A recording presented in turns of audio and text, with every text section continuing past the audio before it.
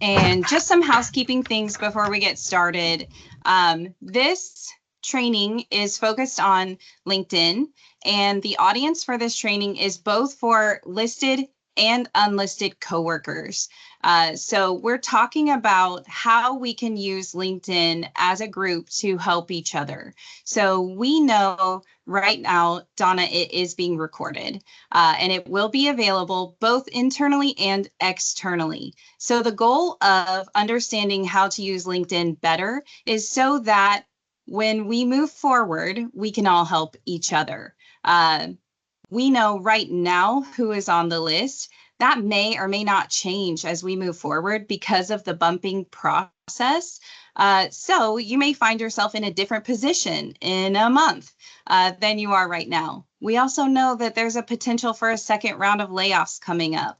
And you may find yourself in a position where you're like, oh, I want to get in contact with a coworker who's not here anymore. LinkedIn is a great way to do that. So being able to talk about this tool so that we all have a better understanding overall is the goal for this. So I have a co-presenter, Summer, who will be helping me today. Summer has some amazing experience that she has had with LinkedIn that I think will be absolutely awesome to be able to share to kind of get the, I'm going to say background, or backside sounds weird, but like the background and kind of other side of how LinkedIn works.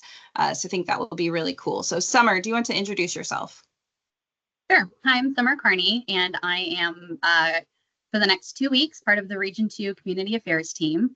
I'm also on the layoff list. And prior to this, I actually used to work for WorkSource Oregon on the business services team, and I had a LinkedIn recruiter license.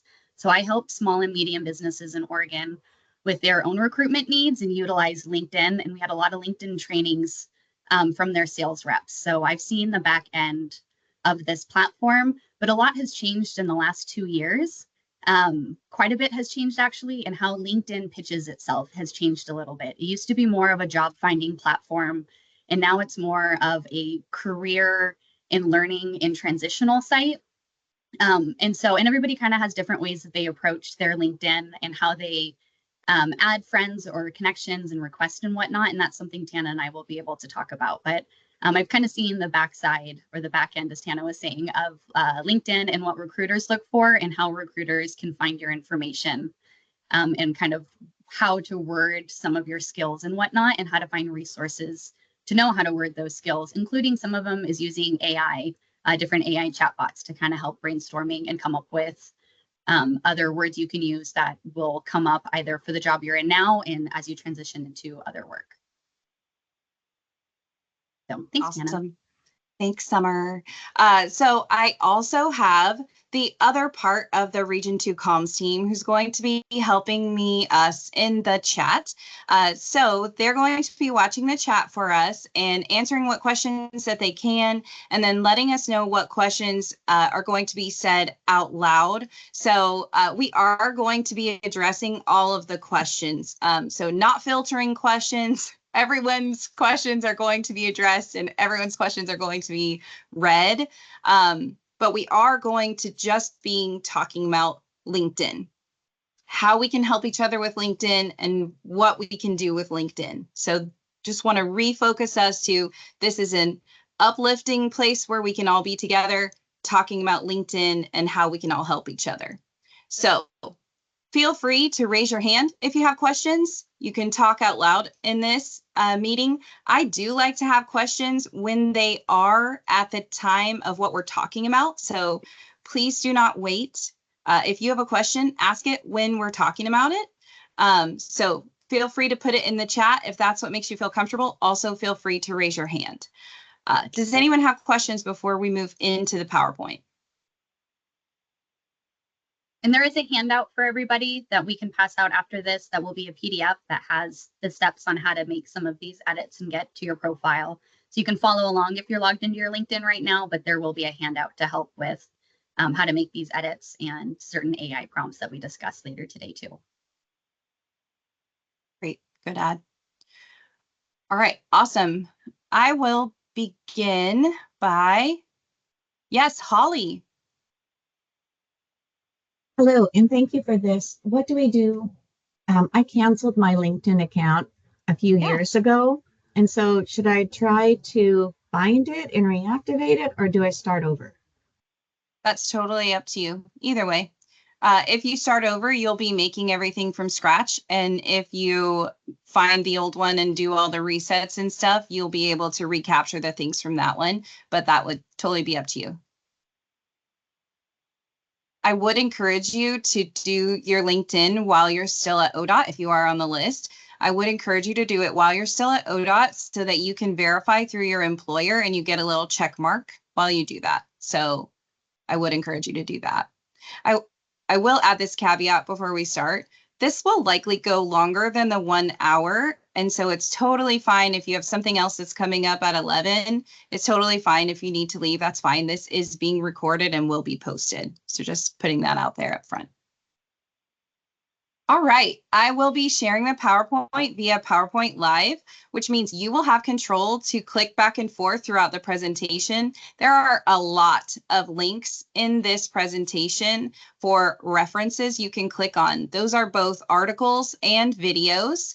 There should be a button that says back to presenter or follow presenter, sync with presenter. So you can go to the slide that I am on, but you do have free reign to go back and forth. So our objectives, we're going to talk about creating or refreshing your LinkedIn profile. We're going to review how this platform operates. We are going to talk about being open to work and how that actually works on the platform.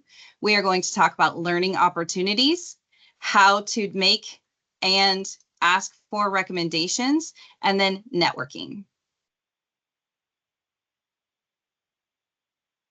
First up, it looks like we have a question. There's a long one I'm not reading through, but should we go to our LinkedIn account on our personal device or may we use ODOT? So ODOT will block you from stuff if you're not allowed to get to it.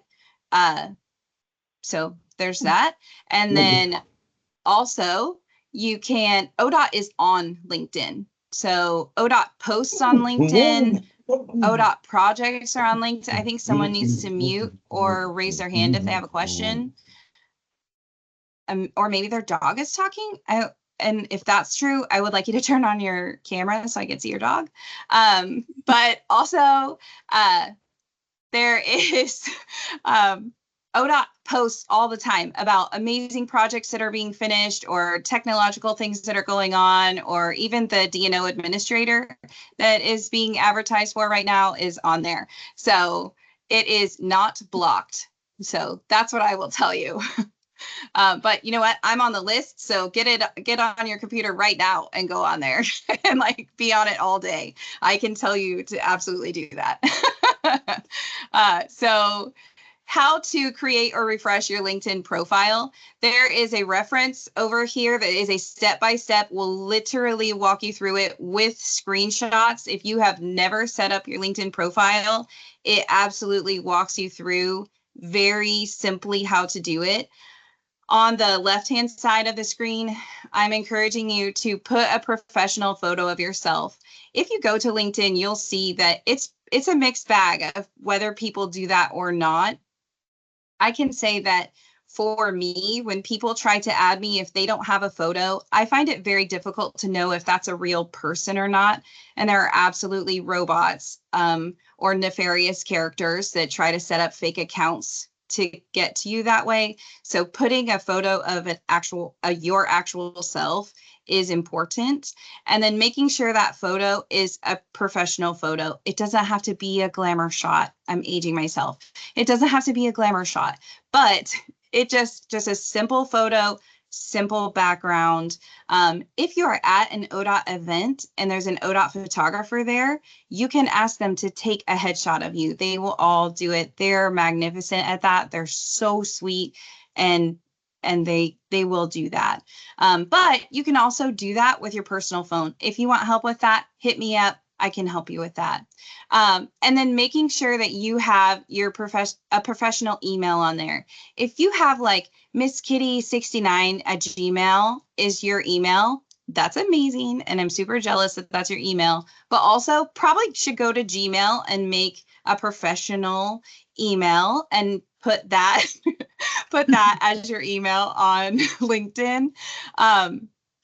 While you're still at ODOT, if you are one of the listed, while you're still at ODOT, connect to your ODOT email and then verify through your ODOT email. It gives you a little check mark next to it while you're still here. And I did put in the chat, Tana, Summer. the PDF for the LinkedIn 1 hour, 1 topic. It should closely follow this PowerPoint, but it's not exact. I actually used AI to help me make it. So it's not an exact copy of this outline, but it will give you resources, and it does have the step-by-steps on how to change your profile photo, email, stuff like that that Tana just went over. Great questions. Great questions.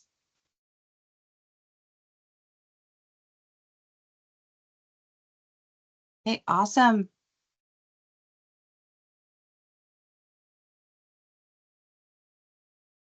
Liz. I'm going to echo Melissa's question and asking, is premium worth it, especially for laid off workers? Because I tried the free trial at one point. I was like, that was years ago. So it's been a while. And now that I'm curious to try it again, I'm just wondering what your thoughts are on that. Is it worth it to pay for it? Summer was saying it, but we actually get into it on the learning screen. So we do answer that, but it's a great question. Perfect. Thank you. Mm-hmm.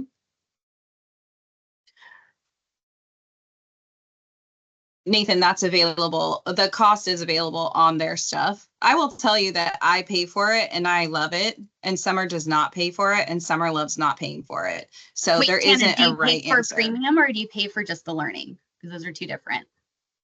I paid a yearly cost for premium. Okay, so we'll go into that because there's two different ways that you can pay for it to get different services out of LinkedIn. Totally. So we're going to review how the platform operates. I'm going to stop sharing at this point, and Summer is going to start sharing her screen so that we can go through and actually look at LinkedIn and how it operates. So this is an app. You have lots of different apps. Maybe you're not into social media at all and you don't. Cool. You're one of the 20%. I'm talking about the 80% of people who actually have like different apps. They all work differently.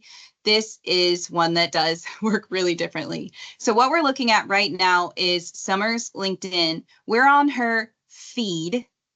We're going to go to her profile. To look at her profile, we're going to click on her face. So she has two options to click on her face. One's on the right, one's on the left. So if she clicks on her face, it will change the screen and it will go to her profile. So Summer does not have a top photo on. So there was a time when there wasn't a top photo. So I can tell by looking at Summer's LinkedIn that she hasn't updated it since that conversion. So that is telling me a thing, right? So this to me looks outdated. I'm not making a judgment statement. I am saying a fact statement. So if you go to my profile, there will be a picture across the top because I have updated it since it came into having a cover photo on top. These are just fact statements, not judgment statements. This lets you know that if you want your profile to look most up to date, you should have a cover photo on top because that's what people know when they look at this platform. As we're looking at Summer's profile, if you scroll down, we can see the different elements. So her about section, we can see activity. These are like posts and things that she's liked. And then it will go into her experience. This is essentially like your resume. Summer has every single experience she's ever done. So do I. That would be my advice, is putting all of the experiences you've ever had on your LinkedIn. Robert. So this is only available if you have premium, or this is available on just the regular app? It's free. Correct. Premium just offers you extra enhancements. Think of it as free as in the way Facebook is free. You have access to Facebook messages, games, talking to people, leaving comments, threads, following, but it's free. So you can do all of that with LinkedIn. Premium gives you extra insights into your profile and who's looking at your profile and stuff with jobs and education, which we'll get into. But this is otherwise 100% free. You never have to give LinkedIn any of your money and you can still utilize them. Correct. Great question. We have a Great couple of question. questions in the chat. Summer, can you zoom in a little bit? I don't know if LinkedIn will cooperate, but can you try to zoom in? Thank you. Yes. We also have a question. What is the point of that top picture? What kind of picture should go there? That seems Facebook-like. I thought LinkedIn was a little more professional. That's a good question, April. I do think that when LinkedIn made the change, like I think it was 2 years ago, LinkedIn made this change and they changed the platform from being just a job seeker platform into being more of a work-centric platform. So this is no longer just, I'm looking for a job, now I'm on LinkedIn. This is a networking platform. So it's how do you present yourself? What am I like? It's career, it can be career related, Katie. So you could put a picture of a road or you could put a picture of a spreadsheet. Summer, can you go to my profile? Yes. So I do photography. That's like my side passion. So my top photo is a picture that I took when the cherry blossoms were in bloom, right? So that's something that is reflective of me. So that's what I put there. I can see where we're going with that of like, this feels Facebooky. But what the point of that photo is helping show you as a person. So if this platform is to help people understand you as a person, this is a way for you. Do you remember MySpace? This is a way for you to decorate your space, right? Someone remembered it. There's no music yet, but hopefully that's coming. And to answer one of the questions in the chat of how much experience, so that's kind of, you can take your kind of own philosophy on how you want your LinkedIn profile to look. I've made the decision to make my LinkedIn my CV. So similar to my Workday, it has everything listed for me, including I have to explain gaps in my employment from when I was traveling. And so I actually have listed on here that I've traveled. You could get really specific and include bullet points of how your travel or sabbatical or your leave of absence, whatever you were doing, even if it was to care for somebody else, you know, if you were on a leave of absence to care for somebody in your family because they were ill, those are still skills that are required to travel or to provide care or to even provide care in your own home that are transferable skills. I think those are important and should be listed. And so you don't have to include everything if you don't want to, but I made the decision when I created my LinkedIn several years ago that I want this to be my CV. And so I have it listed here. And then when you apply for a job, your resume and cover letter should always be job specific. And so then you can always pull from your LinkedIn. And so maybe there was a job you did 5, 6, 7 years ago, and you don't have that resume anymore because so much time has passed, but you could go backwards into your LinkedIn, find that job, find those job duties because it's relevant to the new job you're applying for. So that's my philosophy of my LinkedIn and why I have work listed all the way from right when I got out of college. Absolutely. So I have my nonprofit experience also on here. So I have a whole chunk of all of my volunteer stuff. And I talk about those places that I volunteer. It's below the experience section and education section. Below it, there we go. There. So you can see the areas that I volunteer with, and then I can even put in there like the links to the photographs that I take at those events, right? So like, this is the place where you can really highlight, like, this is me as a person. These are the things that I do. This is what's important to me. So this is like decorating your space. So cool. You can totally also put that on your Facebook, but this is really the work that I'm doing. So this is a way where we can take this tool and highlight those things that we can accomplish as work. So like Summer was saying, with the different skills associated, and she'll get into a tool that we can use with that. And Robert kind of mentioned it earlier, of thinking outside the box of, I've had this experience. I drove a truck, right? I had this experience driving a truck. What other things did you do while you were driving that truck? And how are those things all associated with that? And that's what this tool can really help us with.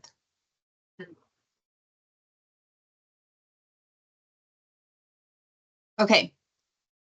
So I want to go to the top bar. So we talked about, we click on the face to get to the profile, and you can scroll down through the elements of the profile. We click the IN, the N of LinkedIn, to get to your feed. Your feed is full of anyone that you follow. Sorry.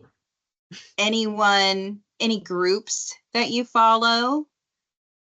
And so that is much like a Facebook feed or an Instagram feed. I'm not on TikTok, but I think that also works that way, where it's just like a constant thing you can scroll through. There's also an availability. Can you show where it sorts? Right here.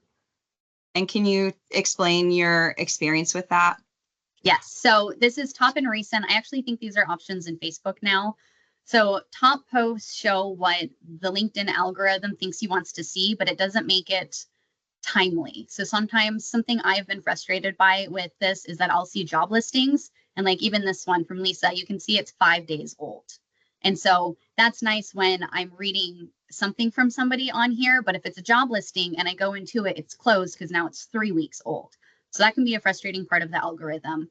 And it does show you, you'll always see some promoted stuff in your feed, but as you go through, it just gives you what it thinks is relevant. So right now it thinks ODOT is very relevant to me, which is true, but that might not be what I'm trying to look for right now, especially when they're all, you know, we're looking at 5 days old, 1 week old, promoted, 1 week old, 3 weeks old. So, I mean, these aren't job listings, but it's not the most timely information. And so you can kind of go back and forth between what's timely and what it thinks is relevant. I only recently switched to this recent because I'm back looking for jobs, so I didn't want things to be outdated.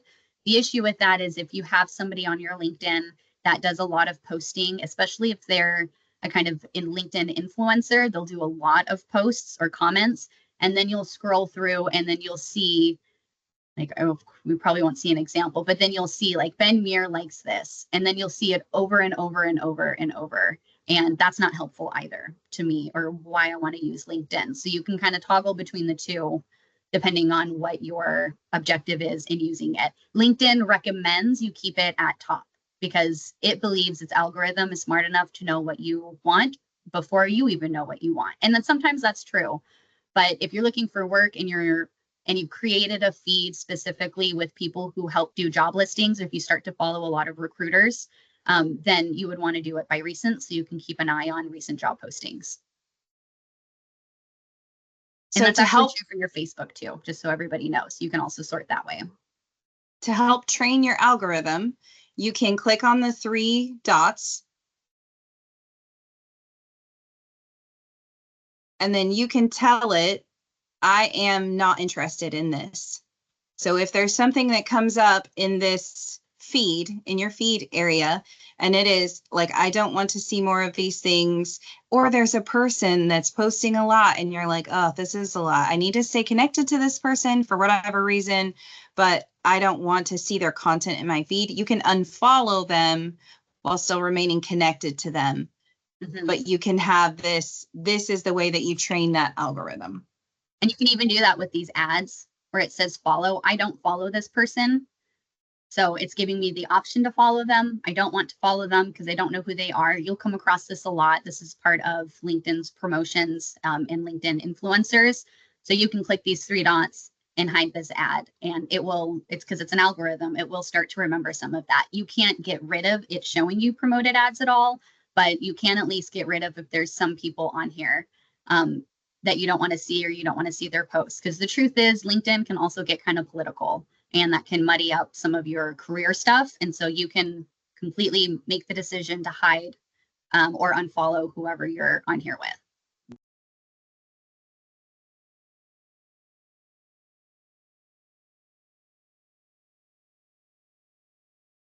any questions so far? We do have a couple questions in the chat. If your nonprofit volunteer experience is significant and primary to the job you're seeking, would you put it in experience instead of volunteering section? You absolutely can. So all of these things are your personal choice. And that's the part of like, this is your space to decorate about you. You also should put those in your skills section. So in the skills portion of your profile, you can put nonprofit experience, you can put nonprofit volunteer coordination, you can put all of these areas are things that you can highlight. And then part of the what we'll get to in a little bit is you can see how I've gone in and endorsed Summer. Do you see endorsed by one person in the last 6 months? This is the benefit of putting things in this skills section is we can go into each other's LinkedIn and say, oh, I know that Summer is amazing at that. I'm going to endorse her for that skill. So the more that we can go on to each other's LinkedIn and say, yes, absolutely, I know that is a real thing. We are validating each other's experiences. So yes, Darlene, you can put that in every area. You put it in all the areas. And my LinkedIn has not been updated in the last 2 years since I joined ODOT and left HR recruitment. And I purposely did that for this session. And so this is what it looks like, having not touched it in the last 2 years, with the exception of maybe a handful of skills. As you can see, Tana's gone in here. So I've looked into it and I've kept it updated enough, but I've not done a lot of work to it. And that will change following this session. And so anybody on here is welcome to connect with me on LinkedIn, then you can kind of see it's not going to go through a dramatic transformation or anything, but it will get updated. But this is what kind of an outdated profile looks like right now. Liz has a question. I have a lot of experience, mostly student jobs, that I don't include on my resume because it would take up too much space. Would you recommend including those on LinkedIn, even if it doesn't directly match my resume? Absolutely, without a doubt. And we'll Okay. go into why, because that helps recruiters search for your skills and experience. And so when we get to that, we'll go over that a little bit more. We have another question. It might be something you guys are addressing later, but I'll ask it now. What is the difference between feedback and endorsed? Yeah, good question. We are going to talk about that in the recommend section, Donna. But essentially, they're two different sections. So in this skills section, every person can put the different skills that they have. So you go in, you push the plus sign, you add a skill. So you have a skill of teamwork, you have a skill of communication. And so each of those things that I have done with Summer, I can endorse.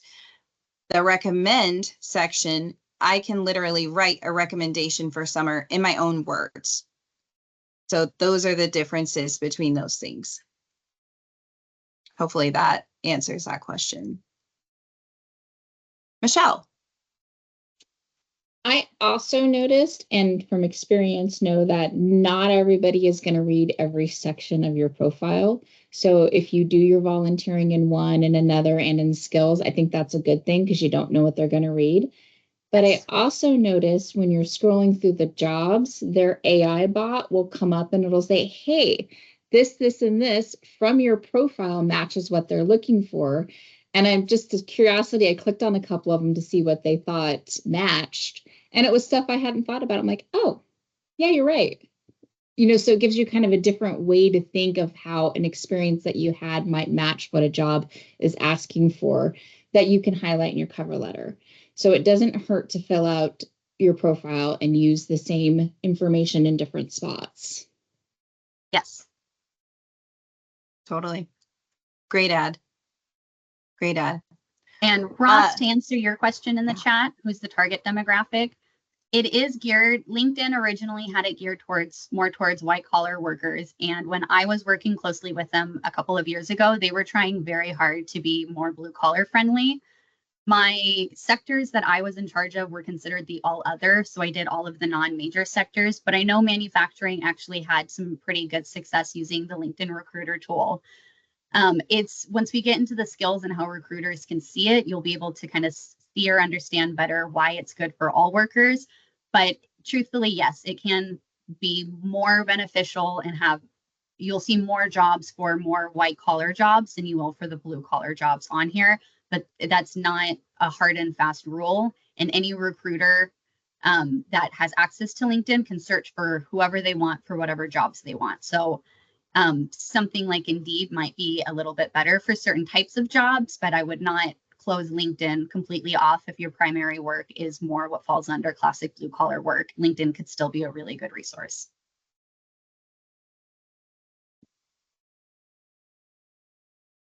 Great question. I see a couple more. So if you're working on updating your profile, do your connections get notified when you've made those updates and your profile is maybe more complete? It's a privacy setting you can choose. You can choose if you make any updates to your profile that it blasts out into the feed. If you change or add skills, it can blast it to your feed. I have mine completely locked down. Nobody needs to know when I'm doing profile edits. I don't want that. I think that fills up my feed. And when I see that in my feed that other people are doing that, it doesn't mean anything to me because I just scroll past it, but I do think it kind of clogs it up a little bit. So those are just privacy settings that you can change. I agree. I also don't make those posts when I make those changes, but it pops up for me. So like the setting that I have, it pops up and goes, oh, do you want to tell everyone that you did this? And I do not do that. So, but that is a choice. And Katie, Great there questions. is kind of a resume developer, and we can get more into that too. It in a way, kind of mean, I guess it depends on what you mean by developer, but you can use LinkedIn. If you fill out your experience completely, it will give you the option to PDF it and use it as a resume. I will say personally, I think the template it creates for you when you do that is pretty terrible. It's good if you have nothing else, but it's not very pretty. So it's a good starting point, which is, again, why I personally put everything in my LinkedIn, because I want it to be my running CV. Yeah, I would say use it as a bank of knowledge, not as the only thing that you have. Mm-hmm. So the next thing on the list is signal that you're open to work. So you do this in your profile. So again, to get to your profile, we have our face on either side. We have the left and the right. So you click on your face. That's how you get to your profile. And then you have the setting to signal that you're open to work. You are allowed to be open to work anytime that you want. You do not have to tell everyone that you're open to work. You can say right here, we're showing that you're only showing recruiters that you're open to work, or you can show all of LinkedIn that you're open to work. So if you would like, you can show recruiters all the time. Summer said something to me the other day of like, if my dream job comes up somewhere, I want the recruiter to that dream job to know, hey, I mean, I can be bought. And I was like, this is amazing. This is amazing. As government workers, I think we have had this mentality of, well, I'm safe. I have this job. I can be here forever and be tucked in. And that's, now we know, is not true. So this is a way where you can put yourself open to work, whether you're listed or unlisted, whether you're pre-bumped or post-bumped, whatever state you're in, you can choose to be open to recruiters, and then no one else can see that. So, Summer, do you want to add to this? The only thing I would say to be aware of for the recruiters only, that technically means if your company or agency uses LinkedIn Recruiter, then they can see that you're open for work.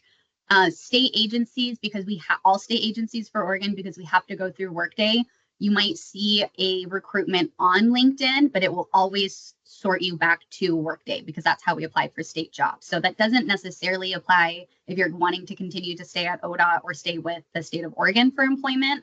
But just know that if you're at, let's say, a private company and you keep this open for work and your private company uses LinkedIn, then you would show up.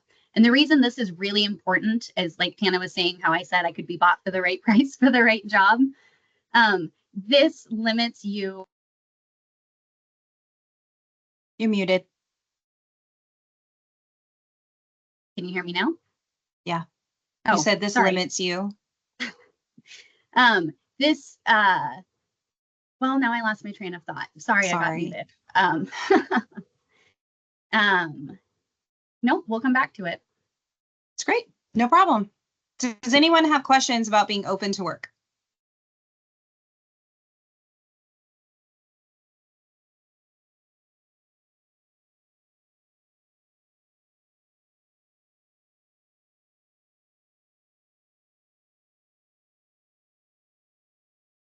So I'm seeing things in the chat. I don't really know what we're talking about in the chat, but anyone who's asked for anything in the chat, we will absolutely share with everyone.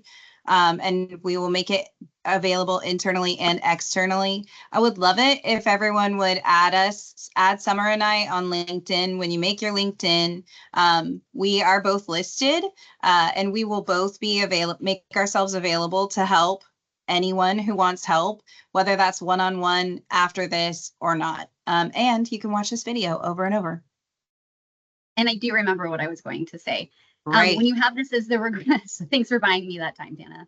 You're welcome. When you have this selected for the recruiters only, when a recruiter is in the back end doing a job listing, they have the option before they post it on their feed or on their agency's feed for other people to come across, that they can select. There's just a checkbox that you click to find people who have the skills, because you plug it in as you're filling out this job listing of what kind of skills you need, your top skills and secondary skills, hard skills, soft skills. It's a huge kind of form that you fill out when you're creating a listing. And you can select to first only see people who have open to work selected.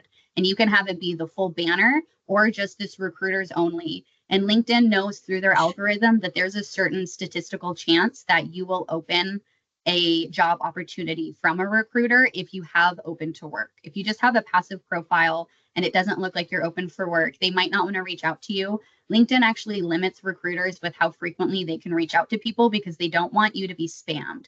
And so there's a limit to how many times a recruiter is able to send out messages. And that limit reduces, or at least it used to when I was doing this a few years ago, that reduces when people respond to you. So if you were just to throw out a message to 1,000 people and say, I'm hiring, but you did no research to see if those people were eligible, that would significantly impact your ability to have a LinkedIn recruiter license at that point. So you have to be targeted.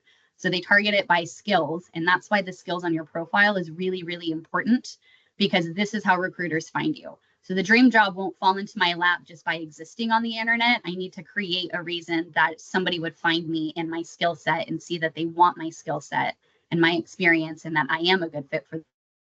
And that's just by having this recruiters only. Is that just opens me up to when a recruiter is looking for somebody in the back end, my information pulls up before a passive profile pulls up because I am statistically more likely to respond to them. I hope that makes sense. Yeah, I love it. I do think it's kind of a mystery how recruiting works on LinkedIn because it does seem very random. So I love that you're adding that. Yeah, it's all skills. It's all skills and targeting. And then you can change locations. So I said I'm open for remote work, on-site work. Again, the right job, I'll move for the right job and the right pay and the right transfer money. And, you know, there's a few things I would say no to under the right circumstances for work within my experience. And so like working remote, in theory, I would say I could remote work anywhere in the world, but I did not want to spend my time putting in a whole bunch of locations. You absolutely can. I just made the decision just to stick to the West Coast for right now. So, Summer, will you? Notification options. Perfect. Will you show how to add someone on LinkedIn?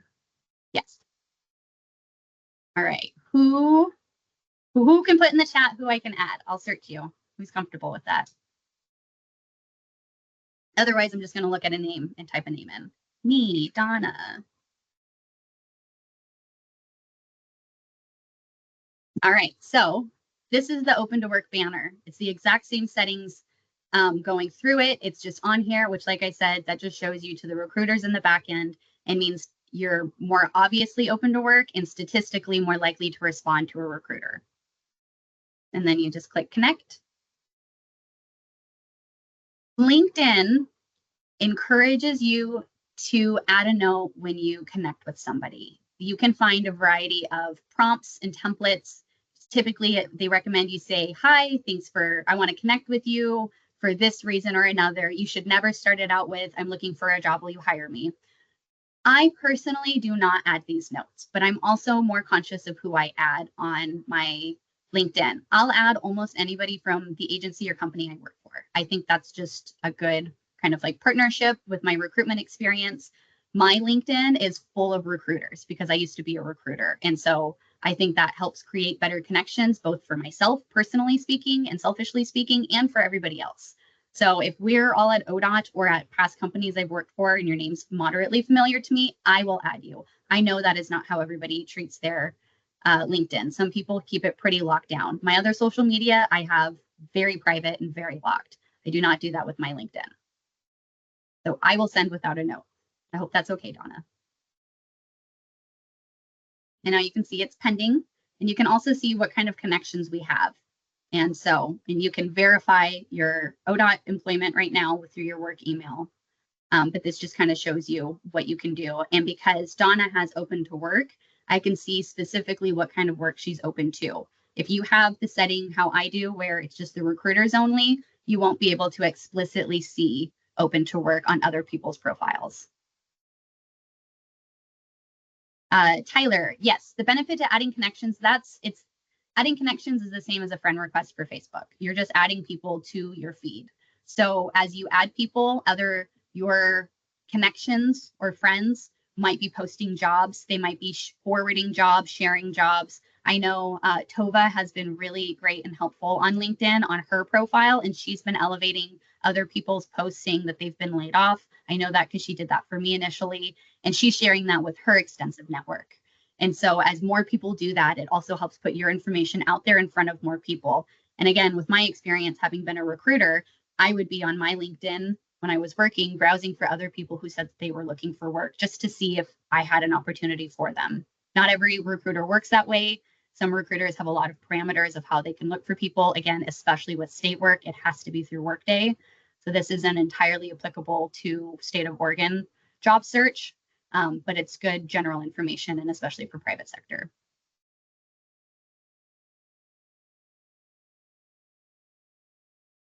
Barry. Yeah, hi there. I have a question. I'm obviously like kind of full throttle networking right now, both public and private sector.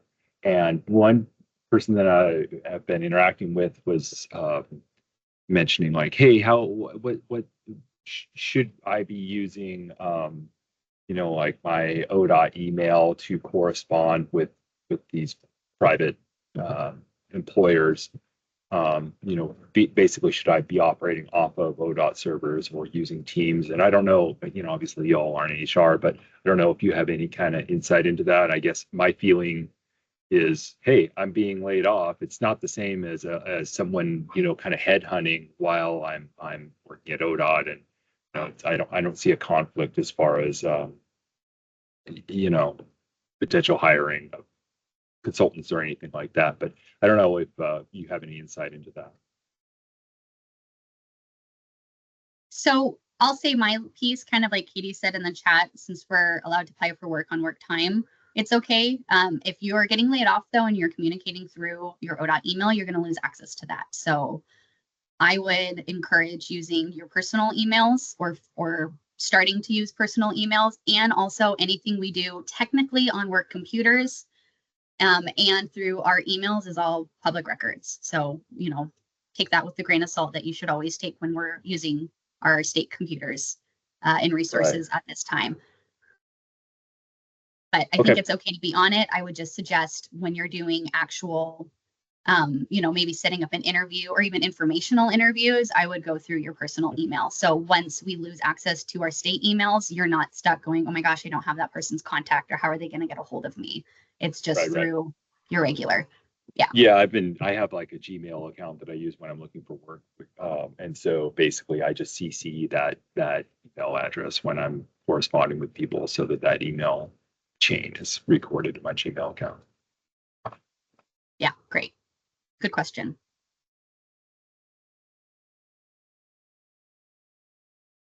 Great questions. Okay, so next up is LinkedIn Learning. So real fast, Hannah, I want to Yeah. say Andy put a great tidbit in the chat. You can email o.workday@o.oregon.gov and ask them to remove your work contact info/email before your last day. Thank you, Andy.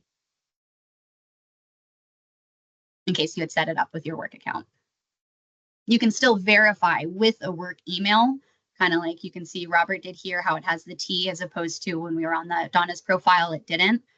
You can verify your work email and that won't go away. But as far as how your profile is set up, I would encourage it to be under your personal. So you still have access to this no matter what company or agency you're working for.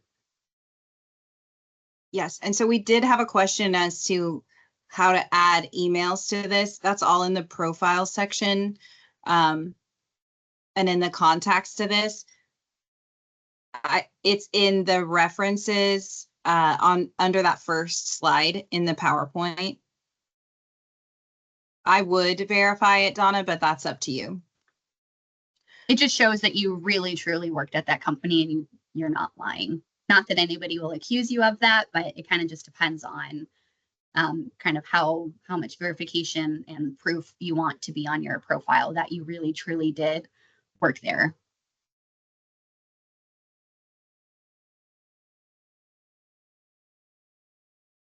So LinkedIn Learning is next up. So there are 3 different things that I would qualify as LinkedIn Learning. One is the official, actual LinkedIn Learning. Do you want to navigate to that? That's up here, right? Learning. I don't use the LinkedIn Learning much. So right. it might need to be on yours. Oh, you know what? And it. All right. Yes. Okay. So because I don't pay for it, this is how I would have to get to it.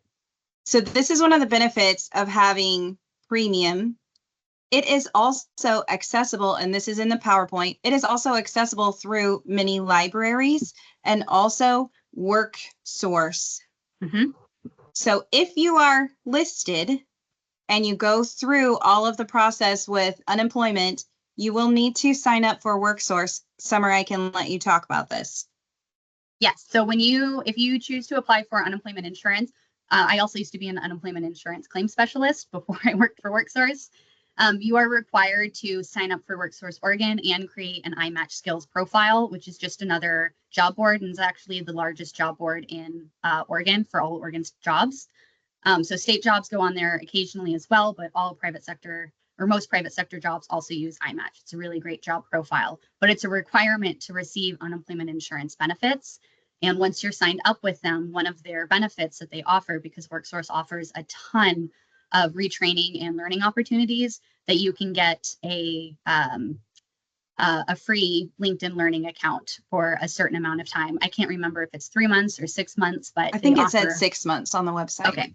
Okay, yeah. So then they offer access to LinkedIn, but your local library probably has free access as well. If you just sign up, and this is not the meeting for it, but your local library has amazing resources and tons of them specifically relevant to job search, resume help, amongst other things. So I definitely encourage leaning towards the library, but if you do plan on filing for unemployment insurance, this is just already one of the steps you'll have to take anyways. Excellent. So the second thing, so we have LinkedIn Learning. You can pay for it. You can access it in one of the free ways that you can access it. LinkedIn Learning has several courses that are applicable not only to your field, but maybe a field you might want to get into. And there is also people who are essentially influencers on LinkedIn as well. So I call these thought leaders. You can follow them. So this would be free content that's available on LinkedIn. I think this is one of the more powerful. Sade, S-H-A-D-E. There she is. So Sade is my favorite one. I linked her in the PowerPoint. She does like 30-ish second videos on how to change your mindset. It's all very oriented towards work.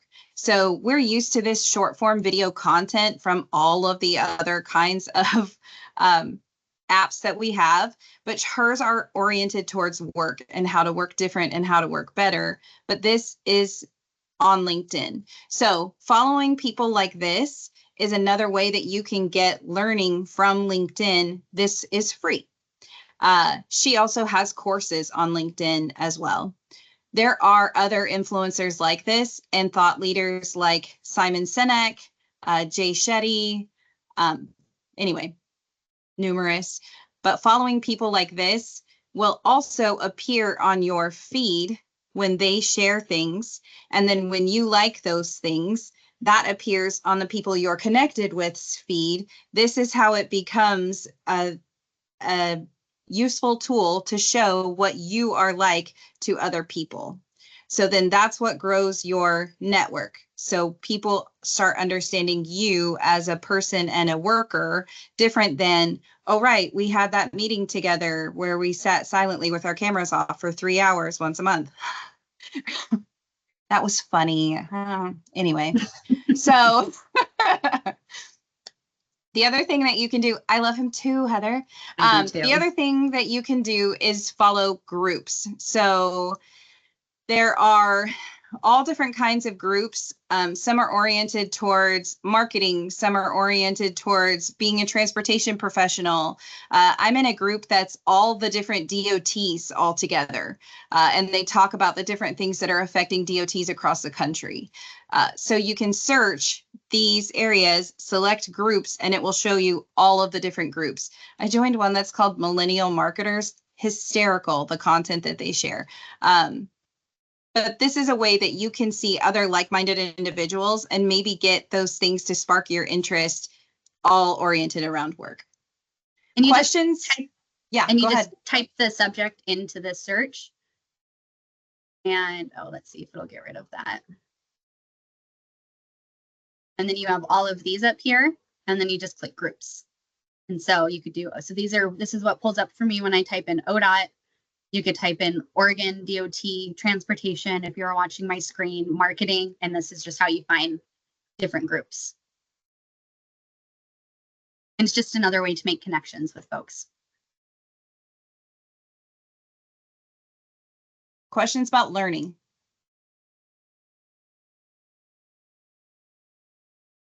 Katie.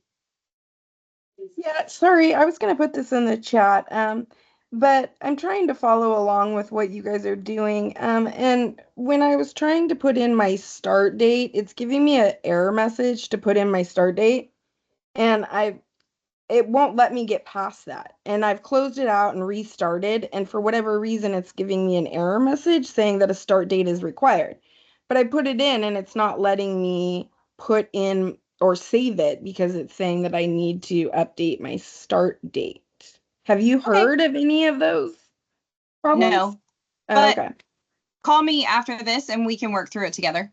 Okay, cool. Thanks. Okay, yeah, no problem.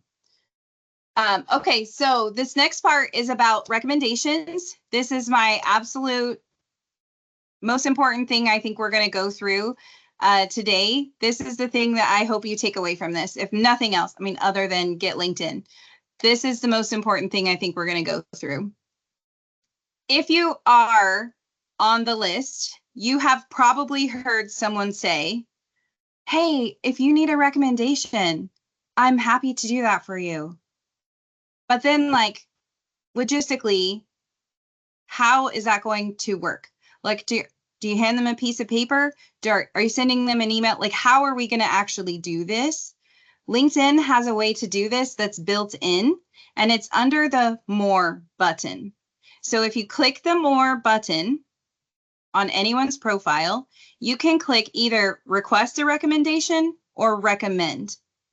So I'm highly encouraging all of us to go out and do this for each other. So if you are not on the list, this is something that you can do for your coworkers who are on the list to be able to say, hey, I actually worked with this person and they rock for this, this, this, and this reasons. In the PowerPoint, I gave you a Copilot prompt that literally says, I would like to write a LinkedIn recommendation for, then put their name in, These are their attributes I would like to highlight and then list them. And Copilot will help you write. No, Jennifer, it's not just premium. Everyone has recommendation. I don't So- pay for LinkedIn. So everything we see that I'm logged in, this is what's available for free. Yep. So if you scroll down, we'll get to you in just a minute, Donna. If you scroll down from here, you can see the recommendations on the profile. Or down And here. Mhm. Oh, this is on yours. I was looking on my profile. So not only can you see the recommendations that are received, keep going, but you can see recommendations that are given.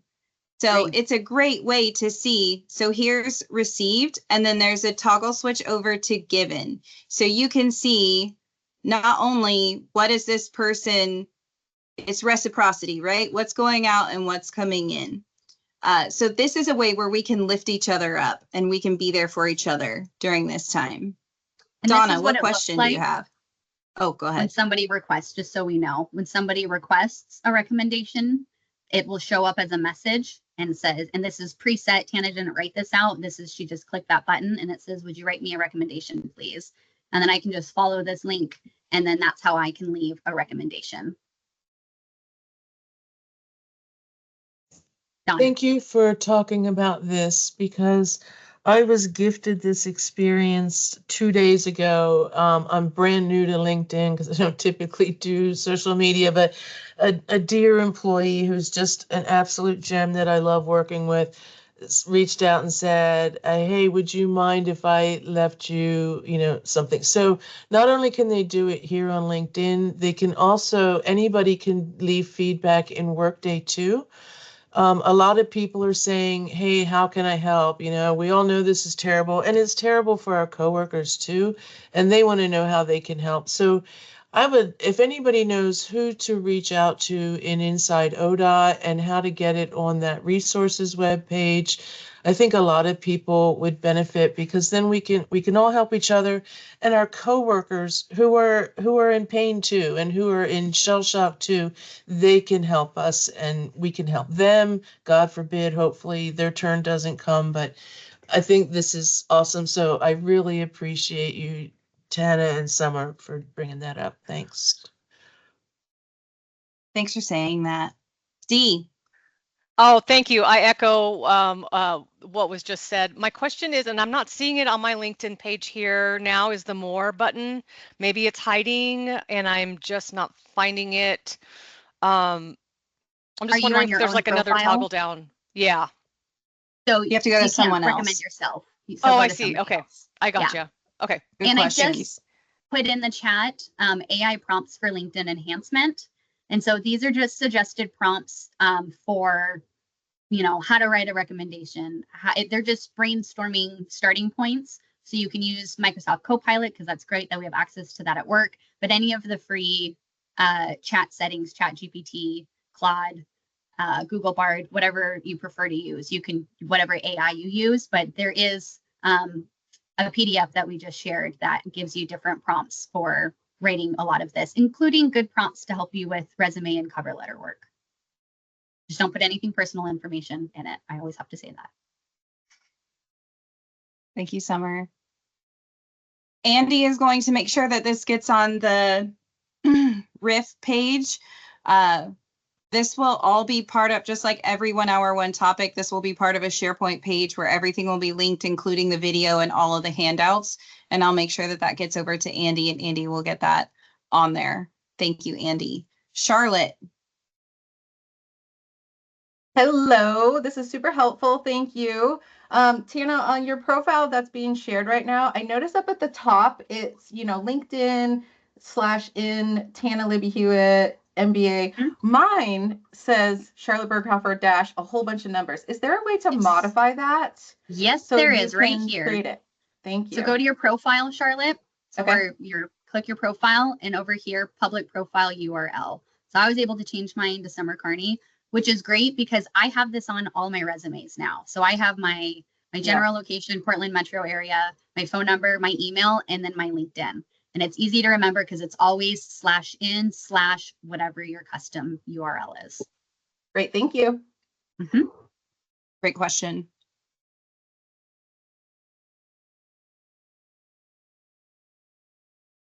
So I highly encourage everyone to go out and do recommendations for the people that you work with.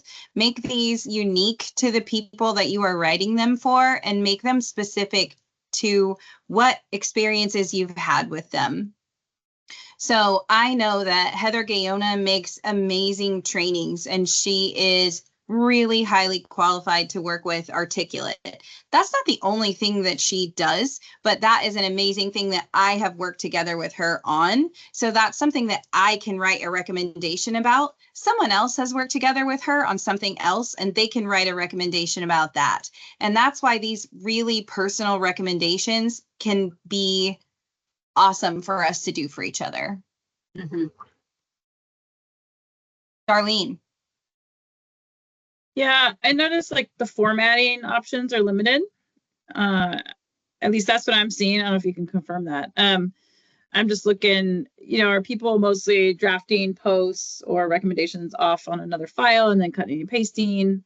I'm curious about if you can import tables. I see pictures. Okay. Is that with the premium or just regular? This is all free. I don't pay for a premium. Okay. Cool. Thanks. And actually, speaking of premium too, one of the features, and this is pretty cool if you pay for it. So it's offering me 0, as some folks have said, if you've had premium in the past, it gives you a discount. I had premium when I had my recruiter license. But what it does, one of the many things it does, is it would show you who's looking at your profile, which is very helpful when you're looking for work, because you might, depending on the jobs that you are applying for, you might, including with state work, I can confirm this from some other folks who've had this experience. Even though you still have to go through Workday to go through the whole application process, hiring managers will still search for you. That is still very much a thing, and not just on social media, your Instagram, but on your LinkedIn profile too. So it can be kind of fun to see who's looking at your profiles. And so for me, I don't pay for it, so I can't see anything, and they're trying to entice me, and it's very enticing. But it shows me 7 people work in recruiting industry, Oregon Department of Transportation. That's not surprising. Dow, that's not surprising with what's going on right now. Found me through homepage. I'm not entirely sure what that means, but that's kind of cool. So there's a lot of features that you can get through this. Viewers, you can browse for free. So these are folks that, like, I'm already connected with Riley, but I can accept these folks. So yeah, so there's a lot of options, all other views, someone at this business. So that's one of the benefits of paying for the premium, is you can kind of see who's been creeping on your profile, which can be very helpful.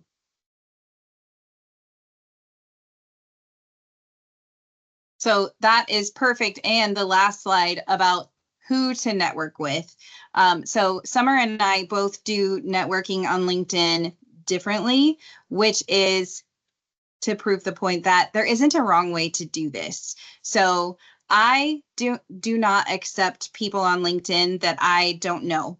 There are a lot of people I get that are like from South Africa or China, and will just add you. They will just like add all of the people. I don't do that. I add everyone from ODOT. We have that in common. People whose names I've heard. But I don't just add anyone. Lots of recruiters will try to add you just to add to the thing. I don't do that.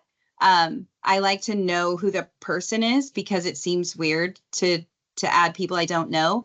That doesn't mean that that's the right way to do it. There's really not a wrong way to do it. So. And my approach is because of my background, having done recruitment and needing to look for job seekers at the time. And I've just decided to continue to carry that approach with my profile.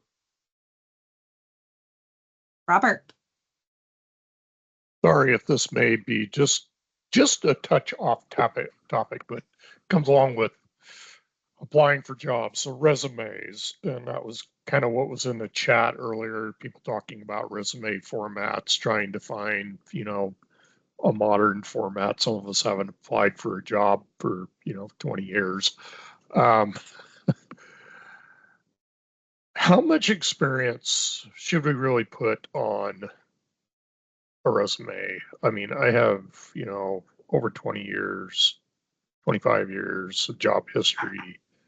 And I guess my thought, I sent my resume to somebody the other day and they said, and they know me, they said, well, you didn't include this as this. I was like, well, I included like my last 10 years of relevant work experience, my skills, which I think skills are almost more important than, you know, what your work history is. If you have the skills to do things, then and you can apply it to the job, that really accounts for a lot, in my opinion. So just an idea how much should be on resumes when they start talking about, hey, you should try to keep it to 1 page, 2 page. Some places, you know, 3 pages is okay. What's today's feeling on that? I would say, Michelle, is your hand raised to add to that or separate? Okay, so real quick, I would say personally, it's whatever's relevant to the job you are applying for. So if something you did 10 years ago is relevant, you know, maybe include that job in a bullet or two of what you did, but it really needs to be targeted to the job that you're doing, which is why I use my LinkedIn to have everything I've ever done. And then whatever I'm applying for, that's when I start to get really narrow and specific and how it works to the job. And so sometimes it looks like there might be employment gaps because you're only listing certain positions or certain experiences. So it kind of depends on what you're applying for and how far back you're wanting to work with that experience and how relevant it really is. Michelle, do you want to add to that? Yeah, I was gonna say, because old school here, I remember the days when we did like one resume that we used for everything, and the font was so small because you wanted to get everything on that one page. Things have kind of changed, and you know, now times. With Workday, you have job history that's more detailed, and then NeoGov is the same way. And when they're making you fill out an application, on the application, be detailed. Give all that extra experience that you want to make sure is covered.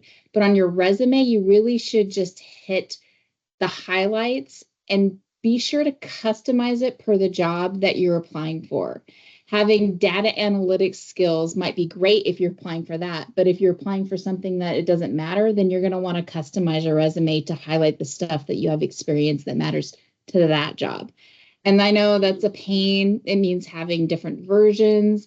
Like, not right now, I'm in the middle of doing it because I am 2 on the list, but I used to have resumes that said resumes communication, resumes project management, resumes data analyst, different resumes that were geared towards those skill sets. And then for each job, I would just go in and customize.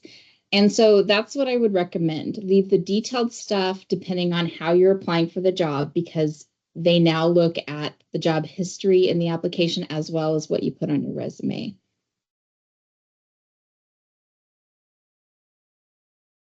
Thanks, Michelle. Donna? I struggle with my own resume, but for some reason, everyone I know in ODOT asked me to look at theirs. And one of my biggest tips is just, just like Michelle was just saying, I have a million resumes because when I go in and look at the job position, I edit my resume to make sure that I have the keywords that are in the job posting in your resume, so that the gone are the days where a human is reading this. It's computers looking for stuff.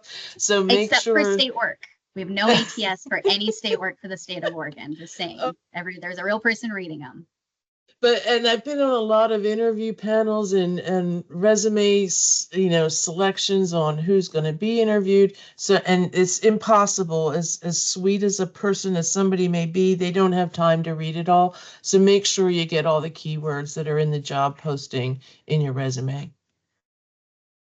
Yep. And in case anybody didn't see this, because I just was clicking around while we were talking, to get your resume from LinkedIn, you go to your profile page, again, just click on your face. You go to your profile page. If you go to resources, save to PDF, it just created a resume for me, but it's exactly how my LinkedIn is set up. This isn't terrible. I don't love this layout. I would never in a million years turn in a 6-page resume, especially with this much of a gap. So that's what I said. I don't love the layout, but this is a starting point. and it can at least show you, as opposed to what your LinkedIn looks like on a computer or on a phone, it can show you what it actually looks like as a resume. And then you can do some copy pasting from there if you wanted to. It's not even listing all of my skills and whatnot. Summer, can So you show I would that? not. Can you show that again? Yep. Just So real you go to quick. your I profile. turned away. Thanks. You're on your profile, and then resources, save to PDF. Thanks. And I can see, just to touch on this, that I'm open for work, but this can't be seen. Anybody else can't see this on my profile because I don't have that main green banner. But this is visible if you have the green banner on your profile. Good call out. Cliff? Yeah, I just wanted to add about the scanning and, preparation for that, to the, I had, this is just my 1-year anniversary with ODOT. So I went through this whole process a year ago and really struggled sometimes with, getting resumes past the scanning and making sure that everything had the right keywords and stuff. What I will note is that AI ChatGPT has improved. So if you pull specific information from the job posting and then you iterate through it again with your resume information, it will really help you structure cover letters and resumes that have the keywords, the exact wording and stuff like that. Of course, you still need to read it. You need to edit it. You need to put your own personal stuff in there. But yeah, don't think that you can't. I mean, you really need to do it for every single posting. It just, you have to.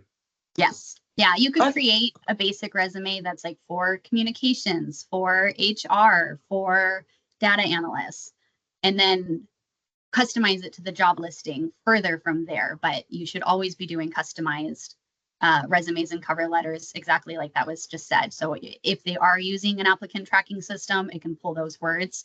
And if they're not using it and it's just a regular person looking at it, you're helping that recruiter find that you meet the minimum qualifications faster. I want to echo what Cliff said and add something. I'm a little older and grew up in a different era, right? Where I loved someone's LinkedIn profile and I'm like, oh my God, you are exactly me. And I could not word me the way you worded you. And here's $1 million. Can I have your profile? Right. So she said, oh, I just used ChatGPT.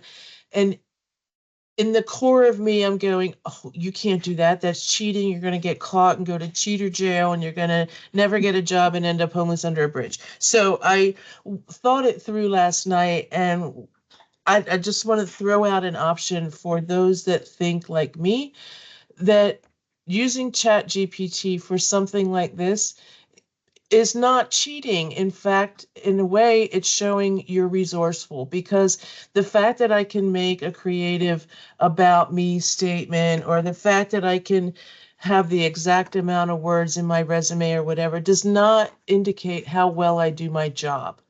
But maybe it indicates how resourceful I am to utilize technology so I can spend my time doing the important things, like finding the places to actually upload my resume to. So just giving people some different ways to think about things. If you are older and think about, I can't do that, that's cheating.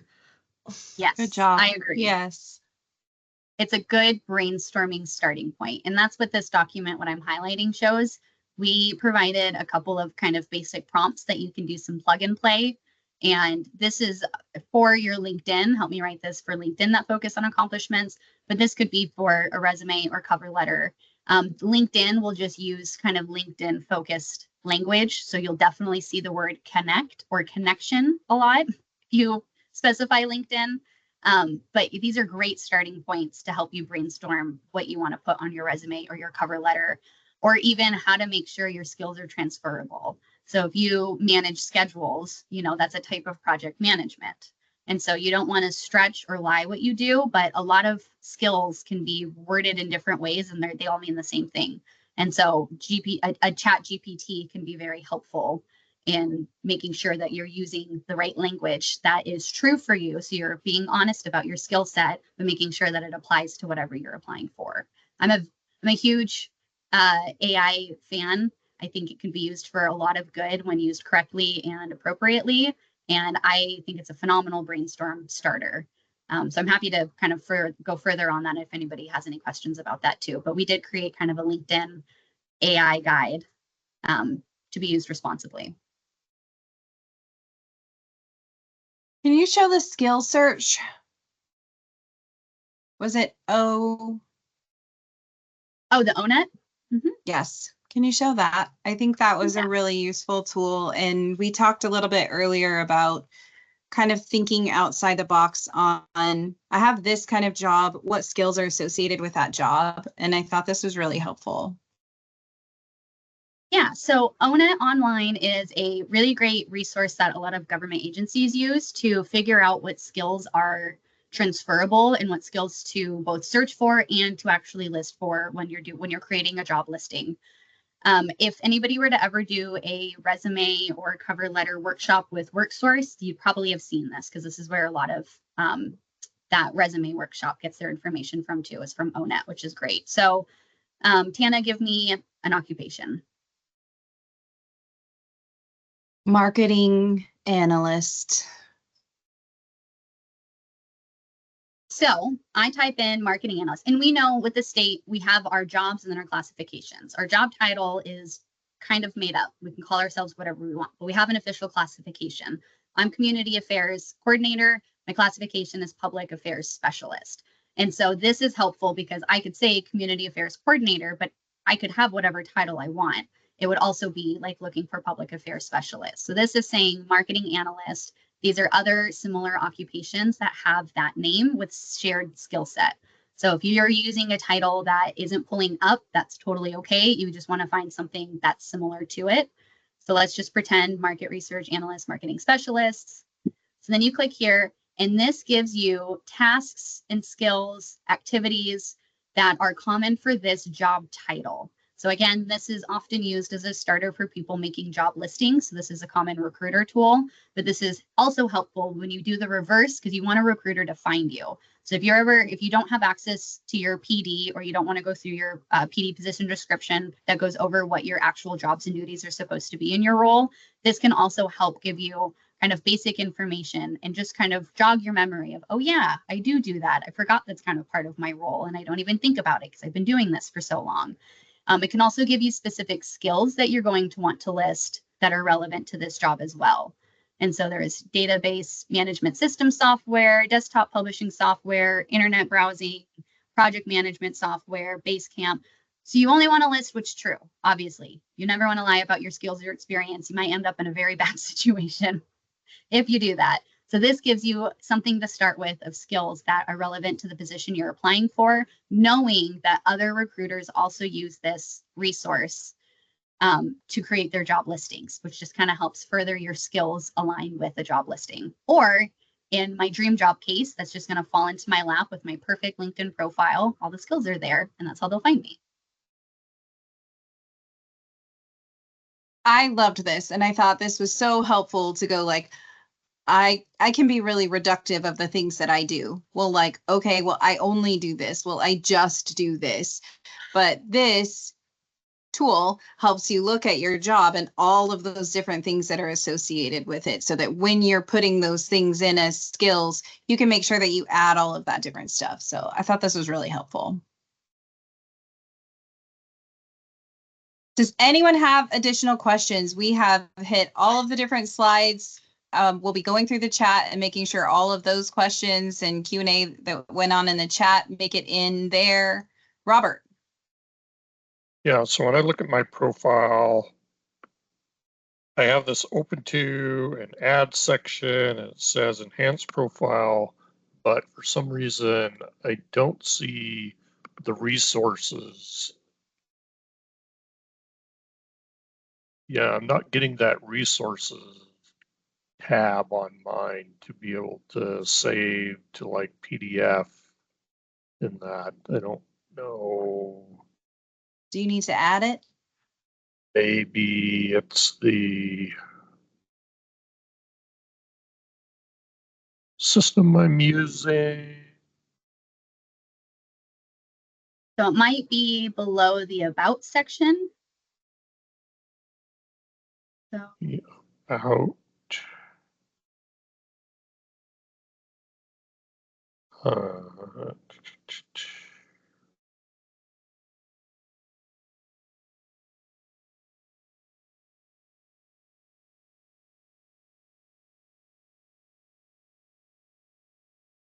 While you're looking for that, Donna, you're saying, why do you have not the ODOT font? I'm guessing you added a different ODOT for where you worked. So we can also meet about that one-on-one and figure that out too. So Do you have a more option, Robert?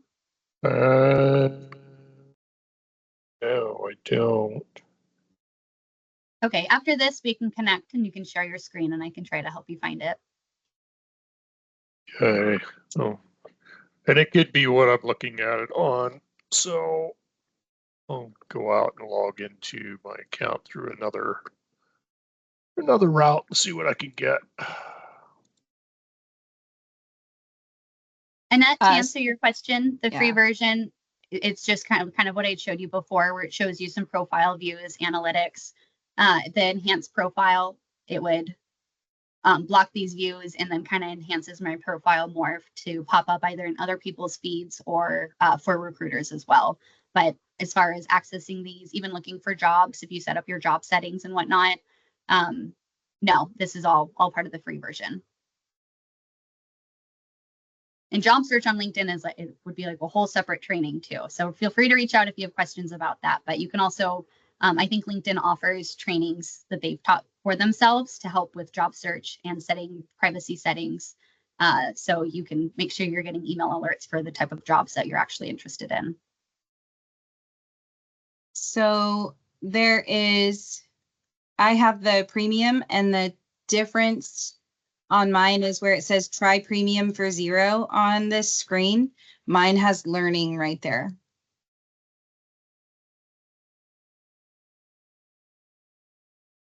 And otherwise it is the same. Okay. So I was looking at mine on my iPad, and now when I log into it through Google, I have the resources and all the links. So it was just a platform that I was looking at it through. Nice. Thank you. Sorry Okay. about that. No worries. Now we know. That's perfect. All right, I'm going to stop the recording. And as a reminder, we